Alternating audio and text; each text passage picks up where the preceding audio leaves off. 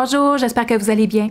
Aujourd'hui, je vous parle de santé, mais en fait, j'aimerais bien savoir quelle est votre définition de la santé. Je vais vous présenter la mienne, mais je voudrais savoir la vôtre. Quelle est votre définition de la santé? Et dans quelles circonstances, donc dans quels aspects qu'on peut avoir la santé, puis qu'est-ce que ça veut dire pour vous? Parce que, vous savez, quand on veut atteindre quelque chose, donc on veut atteindre la santé, c'est très, très, très important de savoir ça veut dire quoi pour nous. Parce que ça a une définition, même si on a une définition dictionnaire, ça peut avoir des connotations très différentes pour chaque personne. Alors, pour certaines personnes, ils vont parler du poids principalement. Je veux atteindre mon poids. Si j'atteins mon poids, je vais être en santé. Pour d'autres personnes, c'est l'absence de maladie. Pour d'autres personnes, ça va être au niveau de leur mindset, au niveau de mental. Pour d'autres personnes, ça va être au niveau émotionnel. Alors, pour moi, pour ma part, moi, j'utilise le mot santé pour tous les aspects de la vie d'une personne. Donc, la santé physique, c'est important. Donc, la santé physique, c'est tout au niveau de notre corps, comment notre corps fonctionne. Et puis, donc, l'absence de maladie, oui, mais en fait, prévenir la maladie et préserver la santé, c'est faire en sorte que mon corps, mon métabolisme, mes organes, mes systèmes fonctionnent bien. Okay, ils fonctionnent parfaitement, ils sont en santé, ils se régénèrent. Alors, j'utilise plusieurs outils qui font en sorte que mes cellules se régénèrent, mais que mes cellules se guérissent. Parce que oui, nos cellules peuvent se guérir. La preuve, c'est que si on a une plaie sur une main, notre plaie va se guérir. On va le voir, ça. Alors, oui, absolument, notre corps peut se guérir. Donc, la santé physique, elle est importante. La santé mentale, pour moi, c'est le mindset. C'est, dans le fond, c'est comment je me parle. C'est le dialogue intérieur. On se parle 60 000 fois par jour. Est-ce que mon dialogue intérieur, il est beaucoup plus, il me supporte, il me soutient, il m'amène à me sentir bien dans ma peau avec moi, ou c'est un dialogue intérieur qui est plus dégradant, donc il me dégrade, qui fait en sorte que je me dénigre, je me sens impuissante, je crois que je suis pas à la hauteur, je me crois pas capable, je crois que j'ai pas fait la bonne chose, je suis pas assez. Alors ça pour moi, c'est le mindset. Et la santé, c'est que je suis capable de me recadrer rapidement. Parce qu'il va toujours avoir des moments où est-ce que oui, on peut avoir un doute de soi, puis on peut avoir un dialogue qui est un peu plus négatif envers soi, mais la santé, pour moi, c'est la capacité en fait, l'habileté, parce que la capacité, on l'a toute, c'est l'habileté de se recadrer rapidement à un dialogue intérieur qui soutienne nos objectifs, qui soutienne aussi notre être, qui nous sommes, être bien avec qui nous sommes en tant que personne.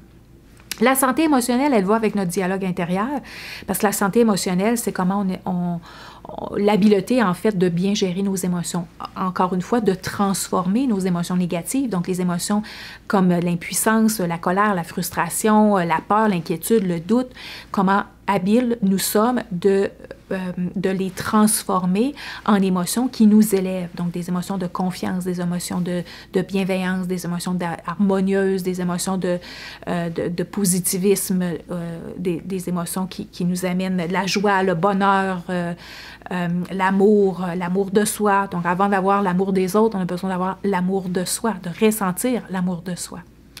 On a aussi la santé relationnelle. La santé relationnelle, ça veut dire qu'il y a de l'harmonie dans ma relation. Mais pour qu'il y ait de l'harmonie dans ma relation, c'est très important qu'il y ait au moins une des personnes qui ait fortifié sa santé au niveau émotionnel et au niveau de son mindset. Parce que si ça va pas bien dans ma tête, ça va pas bien avec moi, ça va pas bien dans mon cœur, ça va pas bien dans mon corps, bien c'est sûr que ce que je vais projeter, c'est ce malaise. Okay? Donc, c'est la raison pour laquelle le travail sur soi, il est primordial. Et dans une relation, au moment où est-ce qu'il y a au moins une personne qui fait du travail sur soi, eh bien, elle influence positivement l'autre personne. C'est ce qui est arrivé dans mon couple à moi. Mon conjoint, il n'a pas fait de développement comme tel, il n'a pas fait autant de cours, puis de formations, puis de livres, lu des livres comme je lis, et puis faire des formations comme je fais. Par contre, indirectement, il m'a entendu, ben, il m'a vu, me transformer, et puis ils ont entendu mes nouvelles phrases, mes nouvelles croyances, mes nouvelles questions que je me pose, puis même mon nouveau modèle de communication. Alors, indirectement, il a été influencé positivement à adhérer, puis lui-même, il a fait ce cheminement-là indirect. Donc, dans une relation, puis même dans une organisation, parce que je coach des organisations, et c'est ce que je dis aux gens, c'est que lorsqu'il y a plusieurs groupes qui font à travers différents outils, que ce soit le co-développement, que ce soit le coaching de groupe ou le coaching individuel, vous faites du cheminement sur vous, et bien vous développez des habiletés qui vont faire en sorte que vous allez les projeter, vous allez les utiliser, ces habiletés-là, avec votre entourage. Et c'est ce qui va faire en sorte que votre organisation va être de plus en plus harmonieuse et va cheminer de plus en plus vers un bien-être, puis vers un climat de travail, un climat qui est adéquat, qui est plaisant, okay? Qui est plaisant de vivre et de travailler. Alors ça se fait autant au travail qu'à la maison. Donc, alors, tous ces aspects-là, puis là aussi, il y a le côté, la santé financière aussi, ça c'était quelque chose, c'est un vocabulaire que j'avais, moi, quand j'avais mon entreprise, je leur disais, un de mes rôles en tant que gestionnaire, c'est de garder mon entreprise en santé financière. Parce que si mon entreprise est en santé financière, ça veut dire qu'elle va bien, ça veut dire que je peux me permettre d'investir dans de nouveaux équipements, d'investir dans des formations, d'investir dans des salaires plus élevés, d'investir dans du matériel, dans de la nouveauté, dans l'innovation. Donc, la santé financière est importante, autant au niveau entreprise qu'elle est au niveau personnel. C'est la même chose. La santé financière au niveau personnel, c'est important.